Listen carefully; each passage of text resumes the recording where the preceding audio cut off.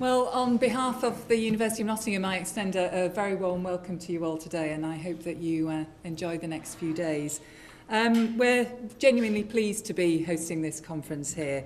It's a real opportunity to showcase some of the work undertaken by the Science, Technology and Society Priority Group.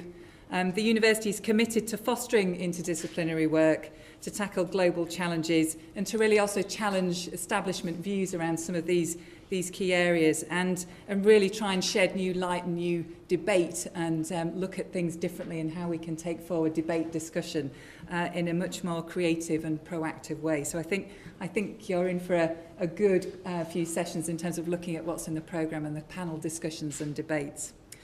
I think really though what I'm here to do is to introduce Professor Collins to you.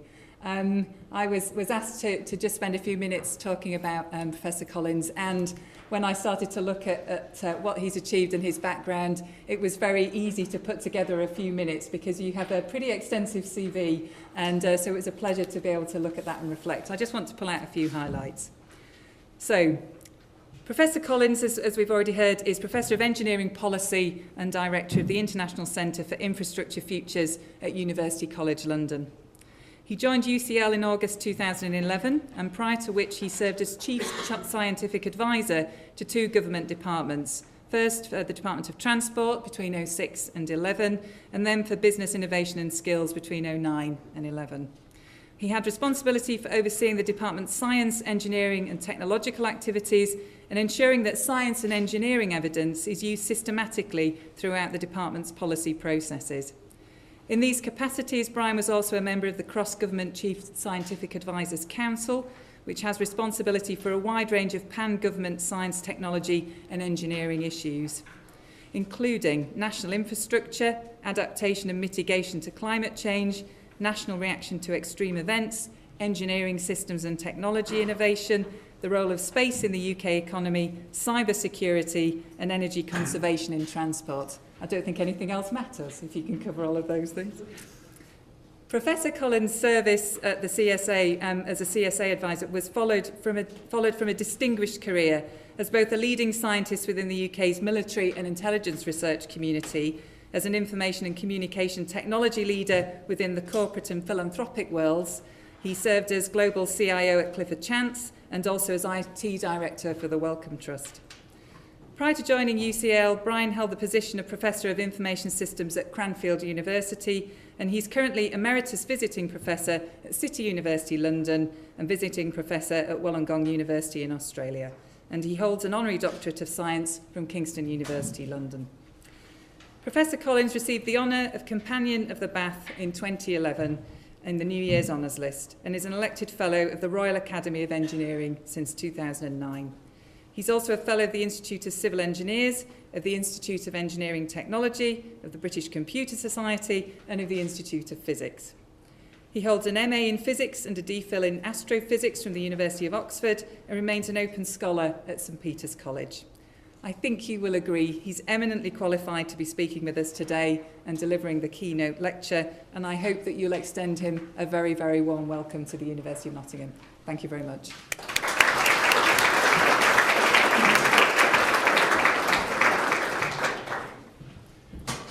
Good morning, everybody.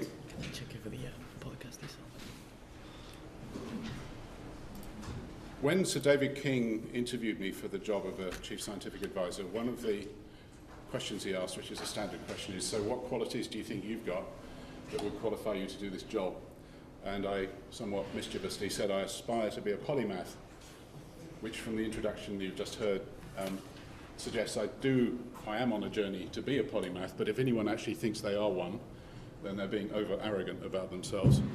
And I still aspire to be a polymath. I'm just curious and interested in almost everything. So, sorry, this is now being set up to do something else?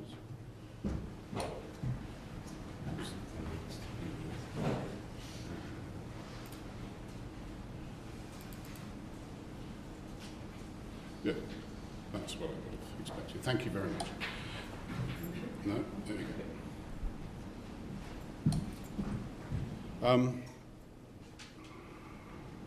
I've spent those 5 years as a Chief Scientific Advisor actually doing the inverse of circling the square, trying to square the circle across all these factors day in, day out. That was really what the job was about, was balancing those four things. So the agenda I want to go through this morning is to highlight some of the independent issues that came up, but then talk about the synthesis of them and how that felt. So firstly, to talk about research governance and how research governance and politics interact with each other. To say a little bit about complexity, because it's all too easy to oversimplify in an idealistic way how these two areas of two of the four areas that we're talking about today interact with each other. So I want to say a little bit about complexity because I feel there is a whole branch of academic studies to deal with complexity, that are dealing with complexity, which are not interacting with this particular community particularly well. Talk a little bit about the role of the media, how impact is evaluated, because there are lots of different mechanisms out there that are institutionalized for evaluating impact, and they're not all coherent with each other. I'm going to use a case study of my own experience to illustrate how all these factors can be brought together. One of the extreme events that was in the list of things that I look at, and in particular the interdependency between them. Then to talk a little bit about evidence-informed policy, and then leave some open questions, hopefully, to stimulate a little bit of debate at the end. So, research governance. Firstly, the idea that research actually should be independent of political whim is a very idealistic view, because politicians in a liberal democracy such as that which we live in are elected to make decisions. And they will not just make decisions on political whim, but on the other hand, their political whim will be part of the reasons that they will justify to themselves of why they make the decisions they make. So the idea that research governance can be independent of that, indeed, the decisions about research governance will be politicized as well. And we're living through a particularly interesting time, but most of you will know who've been following this debate will know that the Department for Business, Innovation and Skills, which I'll now call BIS because it's easier to say, put out a consultation document 2 weeks ago on capital investment in science. And that is full of words which are skewed towards the current political climate rather than any other climate. So those of you who study the history of how research and science governance has evolved over the decades, probably since the Second World War, will have seen these ups and downs and shifts which encompass the political whim in the governance of research. One of the espousing principles, which I heard the current science minister espouse in my own university as absolutely core to his way of going about doing business, the Haldane principle, that decisions about what to spend research funds on should be made by researchers rather than politicians. And then, of course, almost in the next sentence says, and by the way, we're buying a £200 million research vessel for the NERC to explore the Antarctic. Now, he didn't then go into the long debate about the evidence that has been put in place to justify that expenditure. I know that that evidence is there, but unfortunately, because there was media in the room, he didn't make a particularly strong statement about that particular aspect of that decision, which I think was unfortunate. So there's something about not only the Haldane principle being something you stick to, but you actually demonstrate you are sticking to it with evidence. And this he did not do. I know David quite well because he was my boss when I was there. Don't get me wrong, I think he's a really good science minister, but there is something about demonstrating, particularly to the media, that you are using the guidance principles that you would espouse others should adopt. Because if you don't, then why should others believe you are? But what's important is the Haldane principle applies to government-funded university research. It's not the only research game in town. And other research is governed by other rules. So when you look at a real situation of where research is done, you'll end up with a mixed set of governance structures interacting with each other in a given institution, or more importantly these days, in a collaboration of institutions, not all of which may be universities. So some will be universities, some will be other forms of laboratories, some will be industrial laboratories. So the governance structures immediately become complex. To give you an idea of what it looks like in the government, this is a simplified version of some of the aspects of the governance of science. On the right-hand side, you have the department, BIS, with David Willits, the Minister for Science and Innovation, and then a whole bunch of groups which names change fairly regularly just to make sure no one actually knows what's going on. Research Councils, Technology Strategy Board, HEFCE, and the National Measurement Office, which encompasses the National Physical Laboratory, Laboratory of the Government Chemist, and so on, which are actually being metamorphosed as I stand here into a different business model. So that's the sort of way in which public sector research money is governed at the top level by BIS. It's overseen in other ways by department chief scientific advisors and indeed by the government chief scientific advisor, Sir Mark Walpert now, in the Government Office of Science.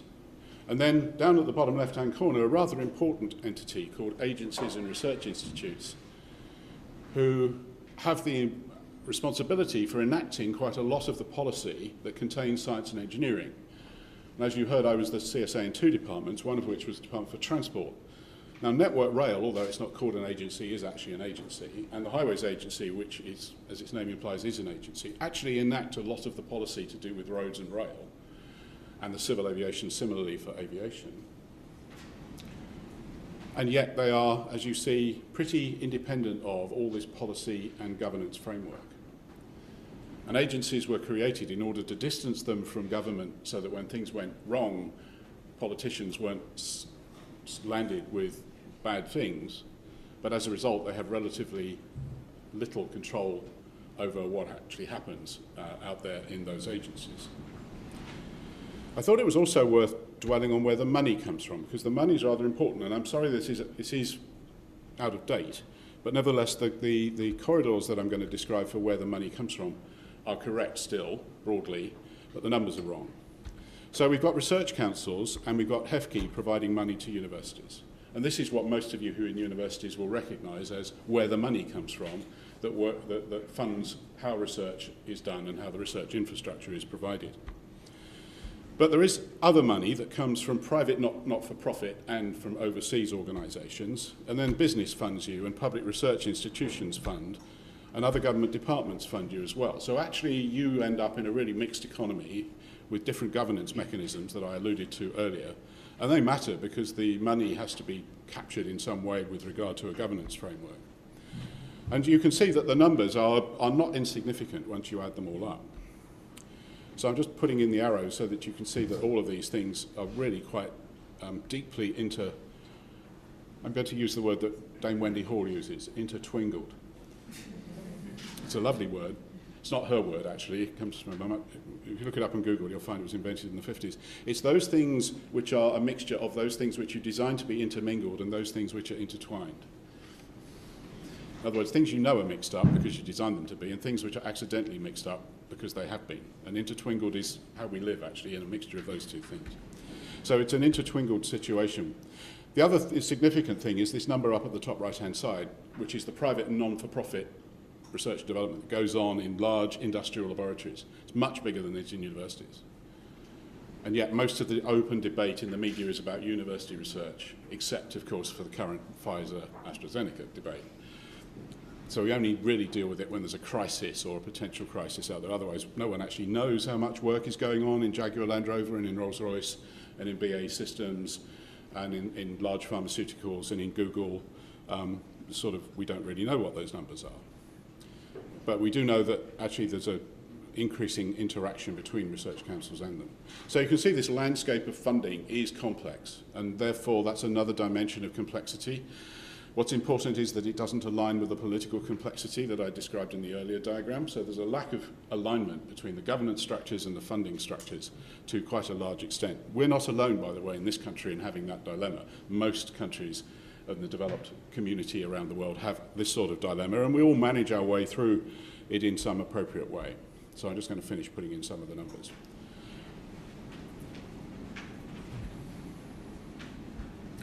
So how does that play out in the politics? Well, firstly, there's, in my experience, 4 different ways in which politics plays into research. There's research funding that is curiosity-driven, it's investigative, tends to be scholastic, and it's mainly in universities and it's mainly public funded. It's the traditional blue skies, curiosity-driven research.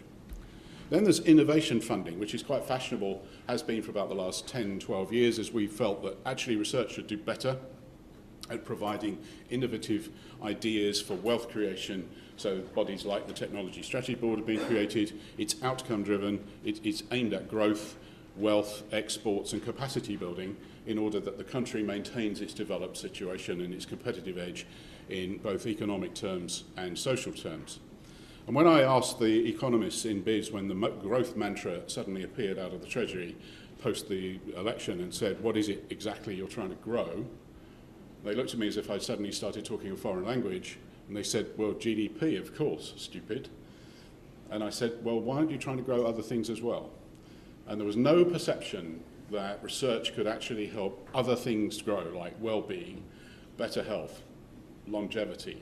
Everything was capable of being reduced to GDP in their mind, which I actually don't believe, and I don't believe there's evidence for being able to do that either.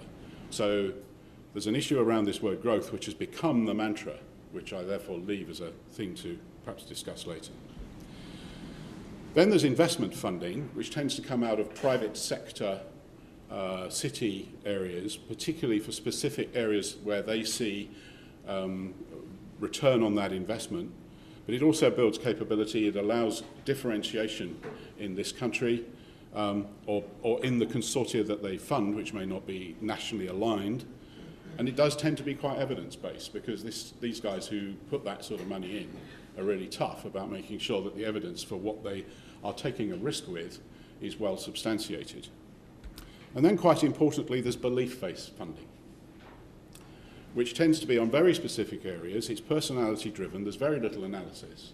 It's what I mischievously called hunch-based funding on occasions, that I've got a hunch this is where I want to put my money. And we're seeing quite a lot of evidence right now, pause on the word evidence, that hunch-based funding is being used. And all of these coexist. We can't get away from the fact that these are the four ways, or these are my view of the four ways in which funding can be diverted and used to deliver research activity in science across the piece. And when I use the word science, I am talking very holistically in the meaning of that word. So I said I'd say just a little bit about complexity because I think it's quite a good area of interaction which is underplayed. And ironically, the definition of what we mean by complexity science is still an open question. For some, it's this study of different sciences which have different complex systems, and others actually say it's when we have a variety of systems that are diverse from each other and we want them to interact. We want to understand how they interact, and we want to understand what the unexpected, unpredicted outcomes are of those interactions between the subsystems which are otherwise simple.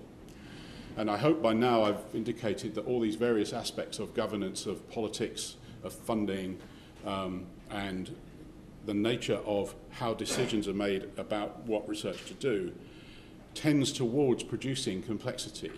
And so complexity guys actually have something to say about this, but we're not in a position where the discourse is happening with them. And so I'm actually helping one of the complexity schools, the one in Warwick, get into a debate with other people, partly because of what I've done. I've met and know quite a few people in different walks of life, to get them to sit down and talk to each other, and more importantly, listen to each other about how their thinking around how complex system of systems activities, and again I'm using the word system in the loosest sense, can be used to get a better understanding of how these various factors play out. And we're doing it in a number of dimensions, one of which is in cities, because cities are a manifest opportunity of where diverse views come together in dense urban environments. That's what one might call a city. So what are the complexity of politics? Well, firstly, we have different approaches. We have different communities of interest. People are in politics for different purposes. And I'll say a bit about communities of interest in a moment, because I think that's an important way of generating archetypes for analysis. So those different approaches generate these different governance structures, some of which I've indicated earlier. And they, therefore, establish different procedures, not only for governing, but for directing and managing, so which comes to impact, and I'll come back for that in a moment. How they coexist and collaborate to generate value and utility, of course, is the crucial thing. So you've got at one end the sort of centralist view of, I want this to be done, somewhat hunch-based, this is how I believe it.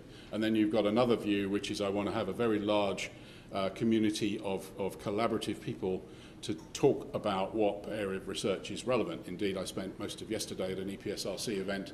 Those of you who've been to EPSRC events know you walk away with a pocket full of post-it notes that you don't quite know what to do with. Oh, good, you have been to those events. But it was very interesting that in advising the new chief executive of the EPSRC, he hadn't been through all of that before. Some of us have been through it too many times. But nevertheless, what you end up with is a sort of consensus of where the middle is and what the edges are and how things might work, as opposed to, I'm going to do this, don't argue with me. How do those exist? How do those coexist? Because that's the real world out there. That's the realpolitik. So a colleague of mine in an organisation called the Abachi Partnership has started to develop the idea of how we describe, at one end, bureaucratic process, at the left-hand end, institutionalised groupings where we have verifiable, repeatable mechanisms. And at the other end, we've got crowdsourcing of how you go about doing things. And in the middle, we've got different gradations of that. Now, this is just illustrative of the sorts of archetypes you might think of using to describe communities of interest that think about things in different ways. They may have common purpose, but because of the way they think about these things, they attack these things in different ways. They take a different view. And at one end, of course, you've got the danger of riots and mobs, and at the other, you've got Stalinism and the possibility of high levels of rigidity and inflexibility to change. And where we are in the middle right now in thinking about research governance is to see which model works best for what. Because it's not obvious that a priori any one model is the right model for any of these activities, sorry, any given activity. So to what extent you do peer-to-peer, to what extent you have hard evidence that says there's no need to do peer-to-peer, this is right. Because in some instances, in some disciplines you can do that, in other more social science, psychological areas you can't.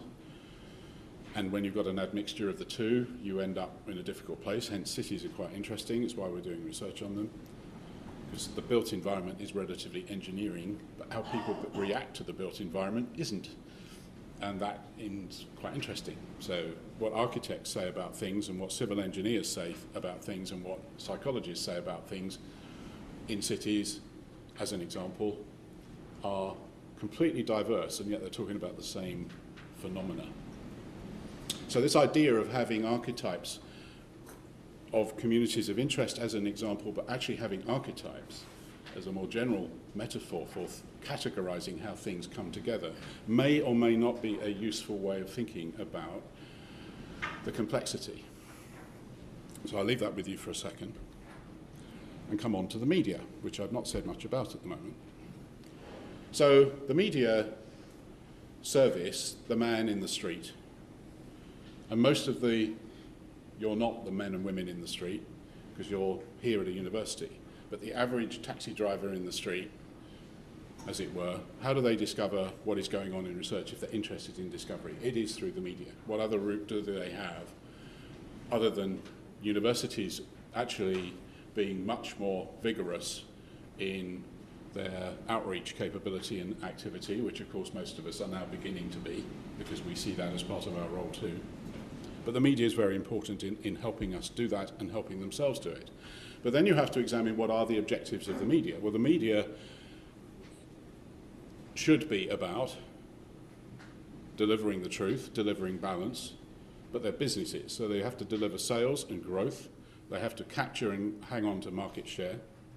In some instances, media appear to believe that their role is confrontation, to bring debate into the open where it hasn't been before. It certainly should be about informing, and it could be about commentary. Now, do all of those things sit particularly easily with each other in a media organisation? I don't think so. And yet, when you read what is being said, you expect, as a reader, to extract from what you read some element of all of those things.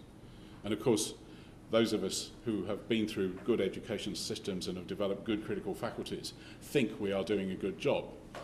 But of course, every time I read something where I actually know a lot about what I know and read it, I think you've got all that wrong. And then I read something else which I don't know so much about. I have no idea whether it's right or wrong or not, because my critical faculties may be well developed, but that is not enough. So you rely on the integrity of the media to report in such a way that you can understand what is known, not known, and you get into the unknown stuff. Okay?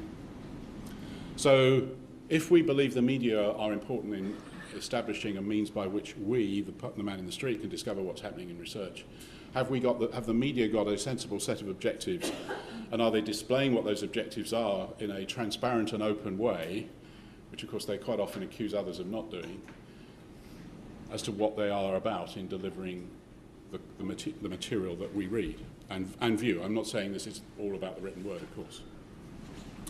And in some countries, can they be politically manipulated? Well, obviously, yes.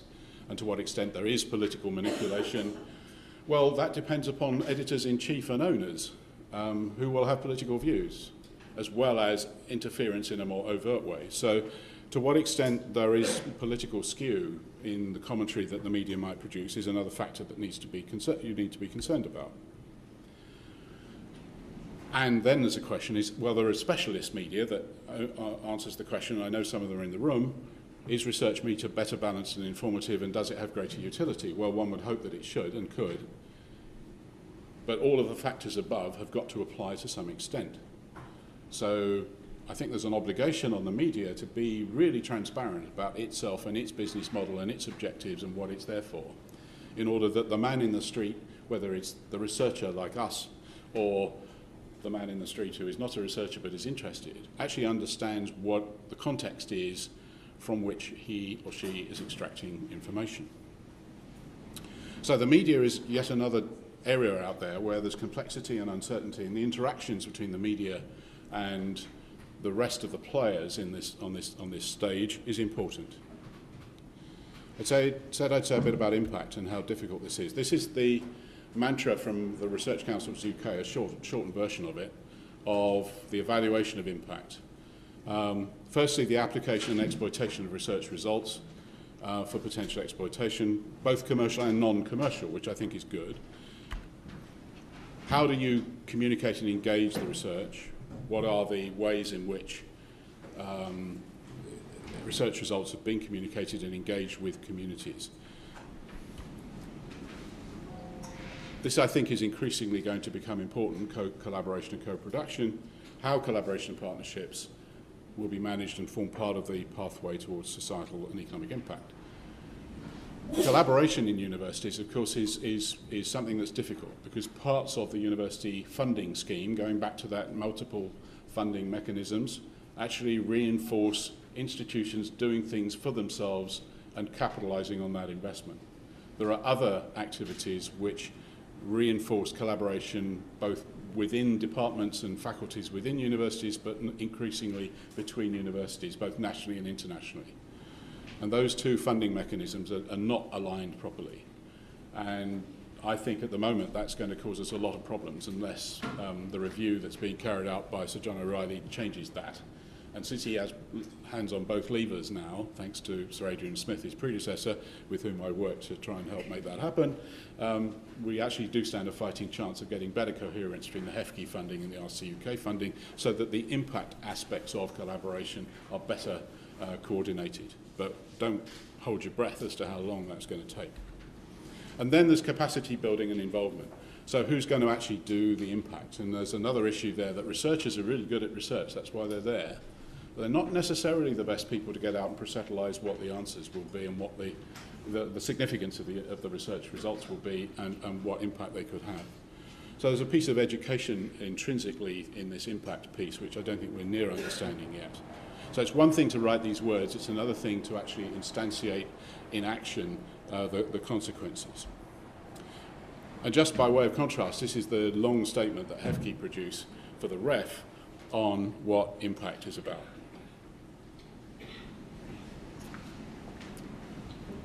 And most of us would say yes. What other form of apple pie would we have? So I believe, again, we need to do a lot more work to understand. It's why a lot of universities, including mine, have got impact acceleration grants to understand better how to get impact out there. And I think it's an area which at the moment is, going back to the media, is not particularly well understood by the media. And I think we actually owe it to ourselves to do a much better job communicating what we know and don't know about how impact is going to work in our communities.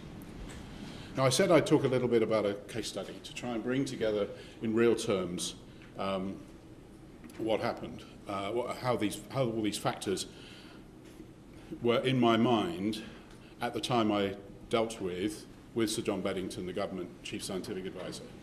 And the case study I want to talk about is the volcanic eruption, for Geological, and anyone who speaks Icelandic in the room, I apologise because that wasn't right, but I can't say it right because my throat doesn't work like an Icelander's does. We used to call it that volcano. And some of you, probably all of you, were affected in some way by this volcano. You were either stranded or couldn't do the journey you wanted to do or whatever, or drove halfway across Europe in order to get home. So the issue was that this type of eruption from a volcano had not occurred in the previous 30 years. It was eruption through an ice cap, a thick ice cap. So when the volcano erupted, it took megatons of ice and rock into the sky and took it very high. And it hadn't happened in 30 years. So there was no science or engineering of the effects of such an eruption on aviation.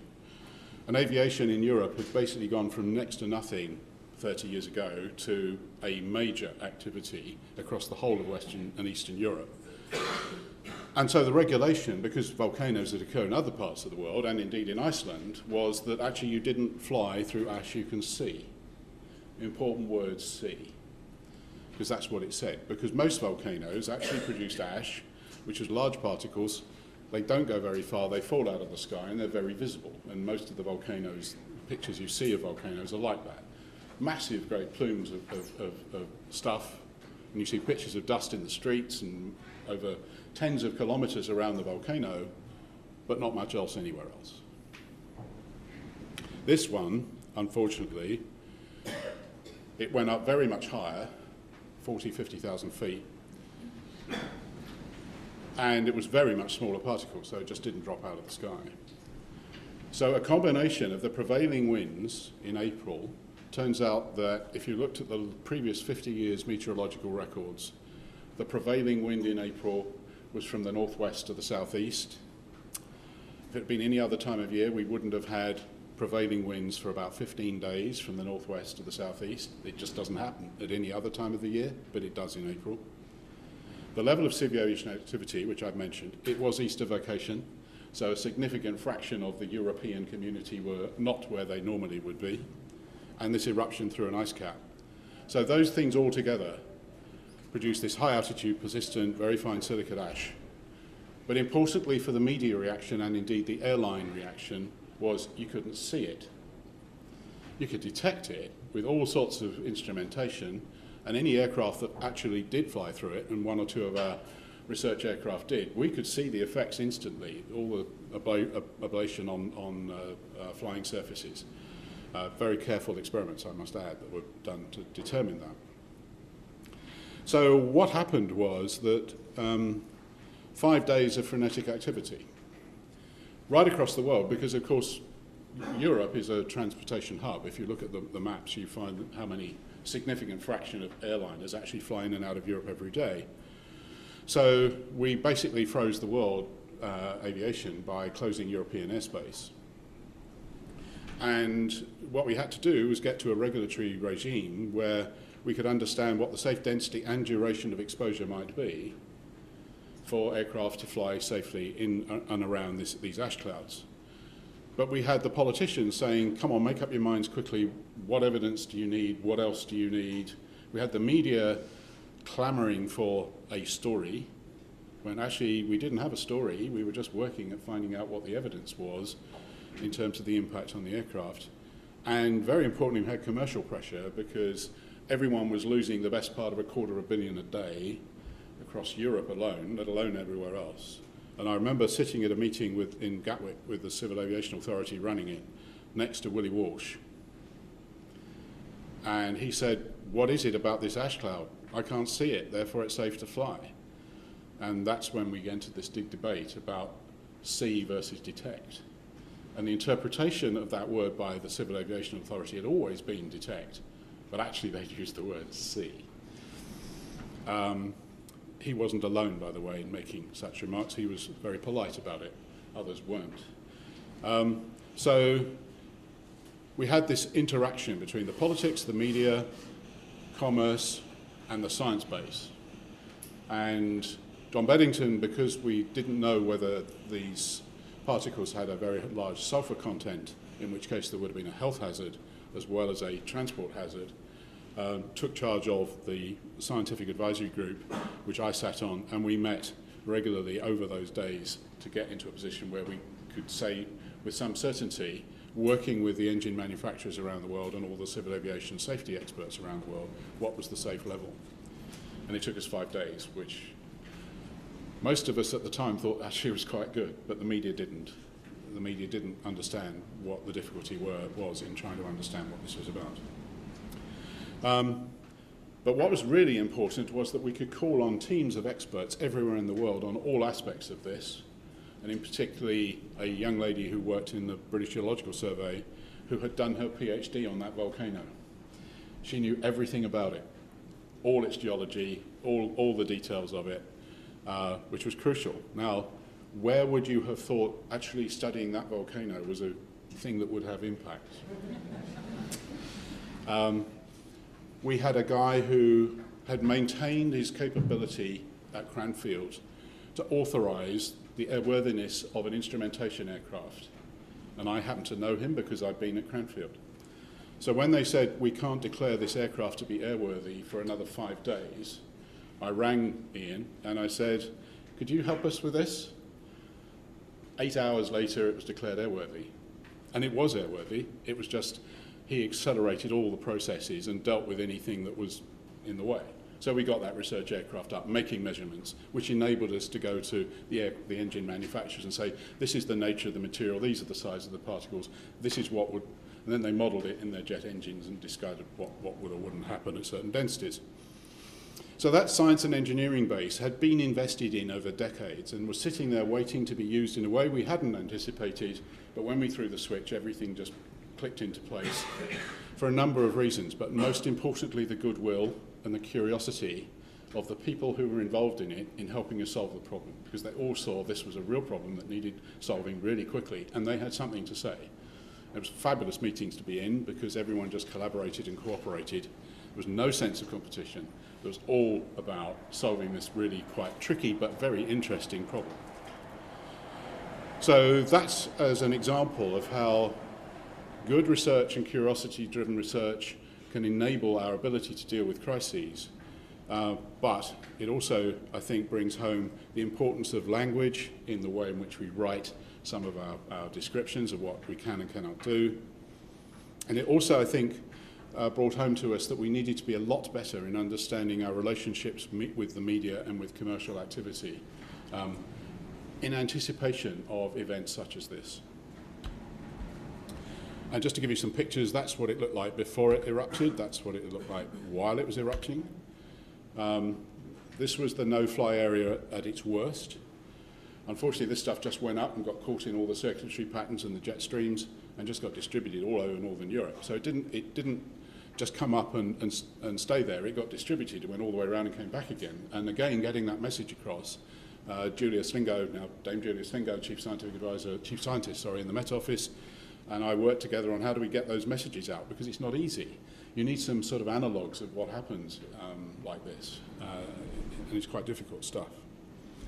And this is what happens in the back of your engine. Apart from the ablation on the aircraft flying surfaces, basically because it's glass, it goes in to the front of the aircraft engine, gets heated up, and then deposited at the back as glass and solidifies on the back end of the engine, and really does rather wreck it.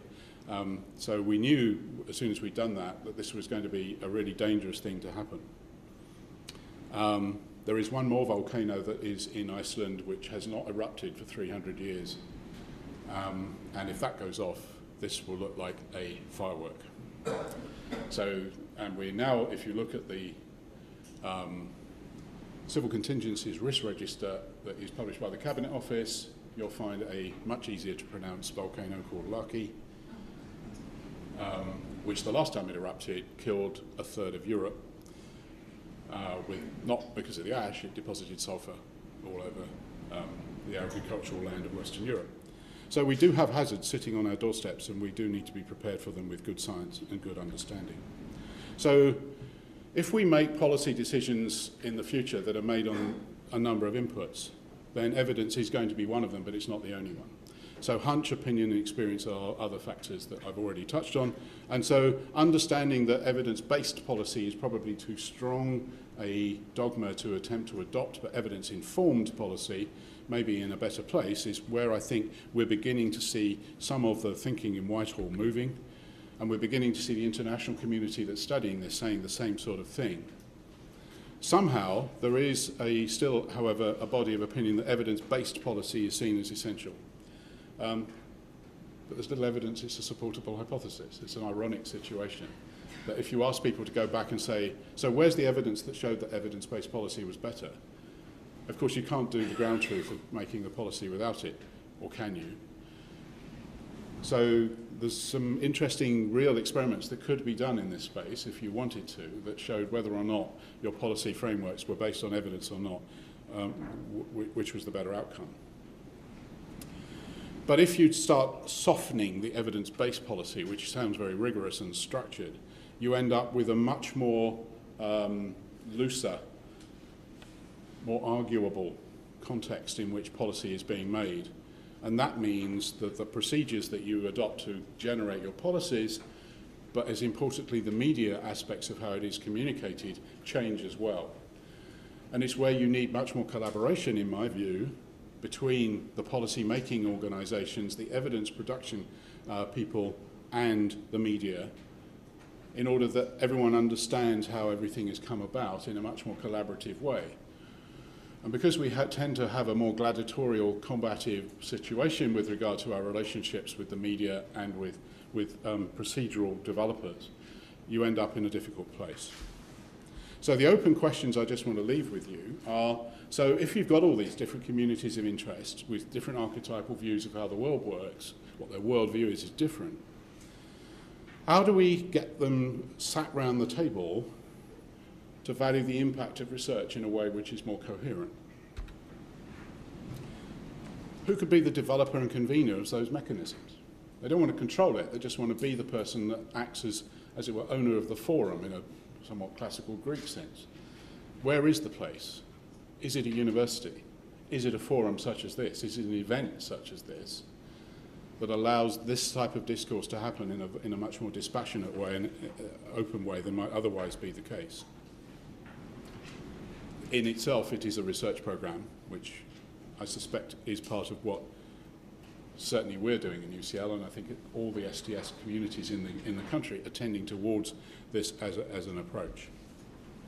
But importantly, the media reporting complexity responsibly, I think, is one of the big ticket items, because media generally like to simplify things to make the story more easily understandable. At this point, I normally misquote Einstein, who said things should be made as simple as possible, but not more so. Actually, things need to be made as complex as necessary, but not more so.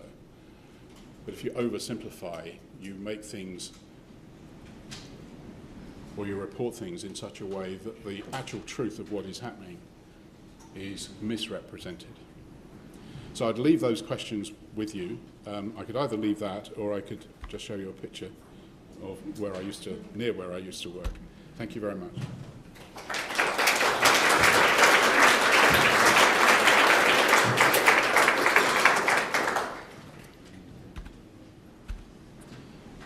Thank you, Professor Collins, for this fascinating talk. I think we have time to take a few questions from the floor before we break for lunch. So if you would like to speak, please wait for the microphone to come round.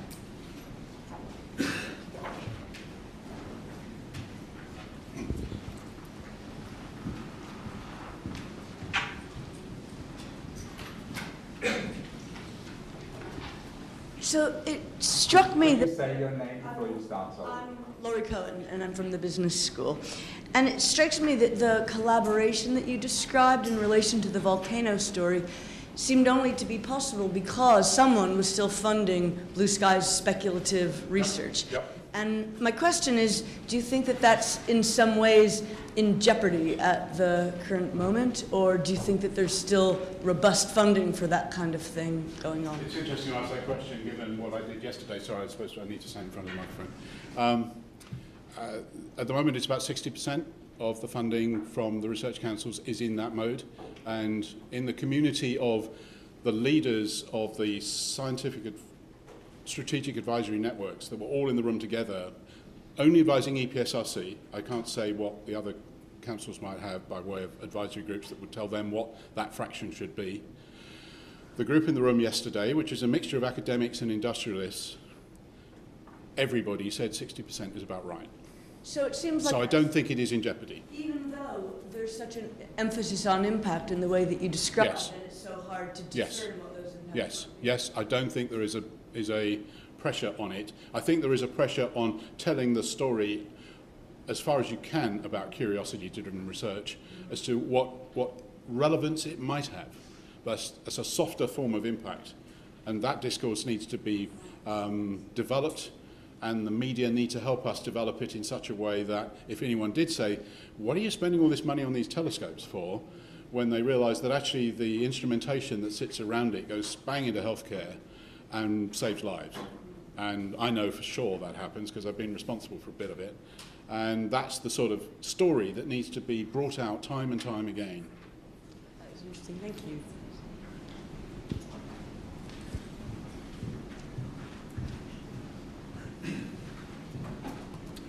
Thanks. Phillip Moriarty from Physics and Astronomy here in Nottingham. So that EPSRC figure of 60%, I'd really love to know where they pick that, how they get that figure, because every single grant, as you now know, for EPSRC not only needs a pathways to impact statement, it needs a national importance statement. Yep. And if you really want to secure a high ranking in the panel procedure, you need to tick all the boxes.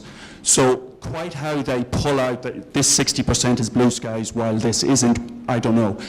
The second part of that is the Haldane principle. Yep. Now we have effectively, once you include a national importance criterion, we have effectively, government priorities being imposed at the granularity of a single proposal. So quite how anybody can say, the Haldane principle still stands is beyond. I understand your concern, and I think the body of people who do work such as you do, where the arguments are more to do with a developed country having a community of scientists who are at the leading edge of understanding basic things about the context in which we as a species live, is a characteristic of a developed society that a government needs to fund. I've been an astrophysicist like yourself, so I understand where you're coming from. And so curiosity about how it is we are as we are, how our environment is as it is, how we interact with it, how things work, in the broadest sense of things and work, is the characteristic of a civilized and developed society. And no commercial organisation is going to fund that, and governments have an obligation in a developed society to do so. Now that for me is national interest. It is a pathway to impact. Because if you neglect that, you end up not being a developed society. If you neglect it, you don't have a society where young people want to stay and live. They'll go and live somewhere else which seems to be more attractive. And if you look at some anthropological literature, you'll find that's exactly what happened to civilizations that died. So if you get to the right end of the sophisticated thinking in government, and it is there, it's a bit sparse, but it is there, then that argument will fly. But I think we as a body of people need the evangelists to do that. We need more than Brian Cox. And each discipline almost needs those sorts of people to find the way in which they get together with the media to get that message out into the broad body of politics so that electorate then know what they're talking about when politicians say those words. It's more difficult than in some ways, but if you go back to, there's a fabulous book called Curiosity by Ian Ball, which talks about how did curiosity happen. I mean, in 1480, if you'd said you were curious, you were hung. Right? But by 1680, you were applauded. I think we need to maintain our ability to applaud ourselves for being curious. Sheila Jasnoff from Harvard. Thank you very much for that interesting survey.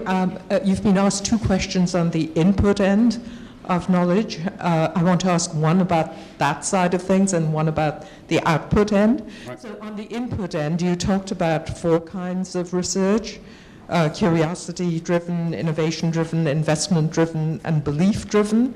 In that typology, the concern in America about manufacturing doubt and the explicit corruption of science didn't seem to be included. Is that because Britain has more integrity and there's no corruption-driven, only belief-driven? So you might say a word about that. And then on the output end, that volcano story, everybody had the same interest in governments coming to a conclusion about setting a standard or resetting a standard. So could you say a word about what that story would look like if interests were opposed and were not all converging toward getting some answer? Okay, first question. I guess to some extent we may be arrogant enough in Europe to think we've escaped some of that element of corruption-based. I suspect we're being arrogant and being blind to it, so it's a fair point. It may also depend upon the level of regulatory investigative rigor that goes around research programs. And I know that I used to be responsible for some pretty sensitive areas in one area of medical research, which you can probably all guess what that might be. And we certainly worked very hard to tighten up the regulatory structures in academia and in industry, but it was very hard to do because of the ability of not so much academia, but for industry to do research wherever they could do it.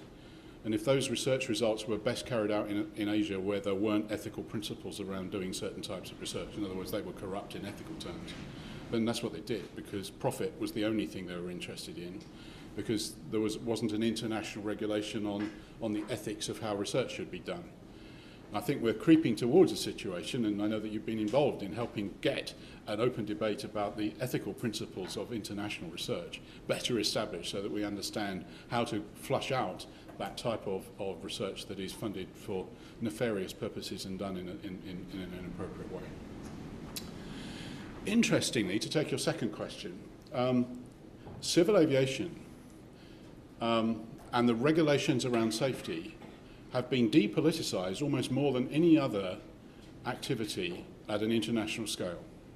So there was, I know for a fact in our country, the Secretary of State backed off totally, the elected politician in charge of transport backed off totally and said, there is a regulatory body that is part of the international network of regulatory bodies like the FAA in the US, and they will sort the problem, and they will tell me what the answer is when they're ready. So he actually kept the media at bay, and he kept some of the commercial guys at bay. He did a really good job to allow our Civil Aviation Authority, and it was because the way in which volcano hazards are dealt with, it was in our patch, unfortunately. So although we led it on behalf of the global community of aviation authorities, and there is actually, all of them are depoliticised to a very large extent. What of course is interesting is what's just happened in Malaysia, is we've seen that it isn't quite as easily structured there as it was for that particular incident in Europe. So there are cracks in the system, but nevertheless it held up very well, maybe because it didn't have to last very long, that those people collaborated very fast. But they were taking, the number I know was there were 75 people on conference calls 4 times a day for a week of those bodies around the aviation authorities. I mean, that level of diligence and harmonisation and discourse got us to a position very quickly. But they all knew each other before. That's important too. David Cahoon, If I can revert to the penultimate question a bit, I seem to remember signing a letter saying I would ignore the impact section of any grant application I was called on to review. And whether or not people had seen the letter or signed it, I suspect that most scientists would simply brush it aside as hot air, which it largely is, of course. But I do think it's rather bad that there should be official encouragement to write hot air. It's not a good habit. What do you think of that? I would agree. I don't say that it's necessary to write hot air. Well, it is mostly. Yeah. But it depends on what the subject is. Yes? I think line channels, the national impact of that. I like that. That's just garbage. But I'm forced to write it. In which case there is something to do with the mechanisms by which a discourse should occur between people who have a view that, such as yours and the people who are writing these regulations. Now, you clearly weren't asked. You were told. And I think that has been a mistake, that some of this area of impact has been politically driven into the officials, and the officials haven't had the backbone to turn around and say, before you mandate this, we're going to talk to the community to see, Haldane principle here, to see how well it actually flies and whether there are exceptions. And I mean, I can imagine. Yeah, but sorry, that isn't asked. There's a consultation. That's not a discourse, and that's exactly my point. You know, you've I very carefully in my lecture a couple of times said listen and talk. It's one thing to be talked at; it's another thing to be listened to. And a consultation is not sufficiently rich in its iterative process of discourse, in my view. And I'm an astrophysicist here talking about discourse, right? Well, I did write my opinion on my blog, so I was somewhat surprised to see that then what got submitted by UCL as part of it. Well, we I have. imagine they didn't draw attention to that. We have a brave vice provost for research, don't we, this year? Excellent. I think there is time for one more. Ivan Lafayette from the Center for Biomolecular Sciences. My question regards the two documents that Ben Goldacre wrote a few years back, Bad Science, Bad Pharma. It's about your last open question, how to educate media to report complexities responsibly. My question is, where do you start? Because basically what they're trying to do is get profit, and profit, you have to simplify things so people who are not, they don't carry the knowledge of a certain science, can purchase a certain product. This will never end, basically. It's a cycle that you can never break. Do you have any idea how you can stop that kind of cycle and make media more responsible, even though you know that they really want to do what they do, which is to get profit from it? Well, I think that we're very fortunate in this country in having non-profit making media, and the BBC actually does a sterling job in my view, and I've talked to quite a number of the science correspondents in the BBC about the programmes they make, and this is a personal view. The number of decent science and engineering programmes on BBC4 right now, which are getting rebroadcast on the major channels, sometimes rather late at night, are growing in number and growing in quality. And that may set an example for others, because viewing figures are, in TV terms, matter. So that's one aspect. I think we just need to keep chipping away at ensuring that we are critical of the media when it doesn't describe the complexity properly. The number of times, unfortunately, when I was a CSA, I couldn't write letters to the Times or the Telegraph or whatever and say, what a load of rubbish, when I saw reports that were inadequately representing the situation. I could do now, and I still sometimes am tempted to. But I'm probably not far enough away yet from being where I was to do that in a way that would be helpful, because it would look like special pleading. And that's part of the difficulty, because this very fine line between being a specialist, an advocate, a lobbyist, in terms of how you react to a situation, is a very delicate place to be. And it's all too easy to be interpreted, even though you might try very hard to be dispassionate and objective. the media can come back at you and turn it into a lobbying situation, and then you're dead. So, and they're very good at it. So I do believe there is something to do with getting the leaders of science journalism around the table and to have that conversation. Maybe that's a thing that universities could convene, that type of debate, as a subset of what we're talking about here today. So I think we have to keep trying. I think on that note, we should thank our speaker again. Lunch is waiting outside.